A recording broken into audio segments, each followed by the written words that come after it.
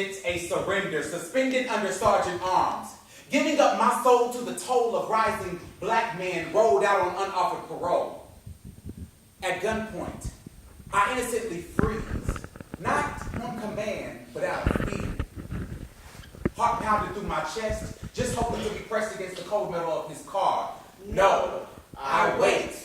Hands in the air as the cold wind presses against my arms that still hang. Hands in the air. I reach out into the darkness, just to be sure that the space I left there still exists. I put my hands in the air and breathe a sigh of relief, just to know that I am not confined. As I reach into the darkness, I reach out into myself, into my own consciousness, and I fall into the darkness, my hands out. In this darkness, I do not become evil or deceiving. No, in this pit, enlightenment is what I find. As a player, Hands in the air has always been a victorious feeling. Back in the Bible days, hands in the air was a sign of victory. Passing the goal line while watching the ref throw his hands to the ceiling, while I hear the whole stadium screaming, giving me a round of applause, while the fans throw their Hands in the air. A testament to the army of the Lord. Joshua and the walls coming, rumbling, tumbling down. Hearing Mary Mary's I worship you playing the stereo. But today, this man is twisting biblical stories into theoretical lies that have turned hands in the air into hands in the air. Touchdown! There's nothing you want more than to throw your hands in the air as a gesture for another score. I sit out for 3 touchdowns and my stat sheet counted 4. 250 yards, I think I'm going for the record. These other cats is cool, but I think I'm even better. Defenders coming at me, I'm dodging all the hits. I'm destined for a scholarship. Fans, everything. I'm embracing all of it. In the dark, you cannot deny the truth. In the light, our eyes try to prove those illusions presented before us. But in the dark, the heart will tell you what's true. You can't shake those feelings. But in the light, it's not about what you can prove, it's about the proof, the evidence that goes into the world and instructs the truth. Only when we wake up in darkness and our eyes adjust like Daniel in the lion's den, his rise to greatness was not in the spotlight. Amazing is only created in the pit. That's why there's something oh so different about the souls of black folk. Born into darkness, we wear the veil. Hands in the air. The teacher said to signify when we're done is a sign. As I'm penciling in, I co-sign a thing, whether circling A, B, C, or D. It's all worth it. See, I need food in my tummy. My family, they need money.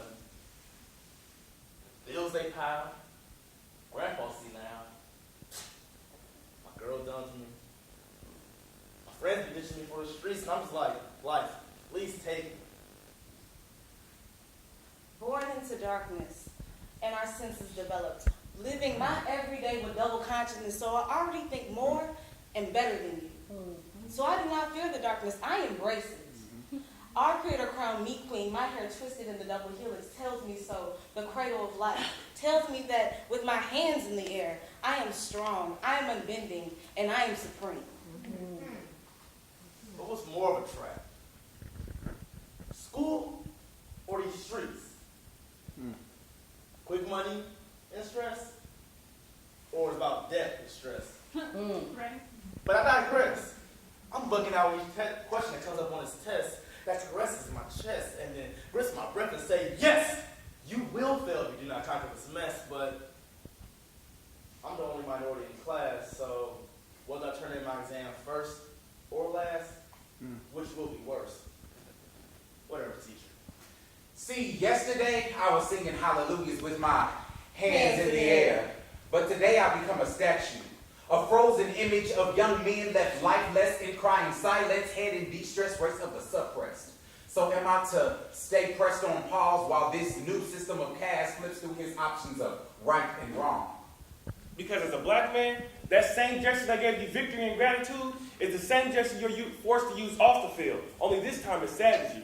No longer am I greeted by teammates with high fives and chest bumps, just gun barrels, bright lights, and handcuffs. As I walk home from practice, cops telling me to put my hands up, so I stand there, all alone with my hands in the air, heart racing with no justification as to why I just received a bullet from a cop with no hesitation. All that's left is my crying mother with her heartache. So today, These tears fall for those young men left on pavement because their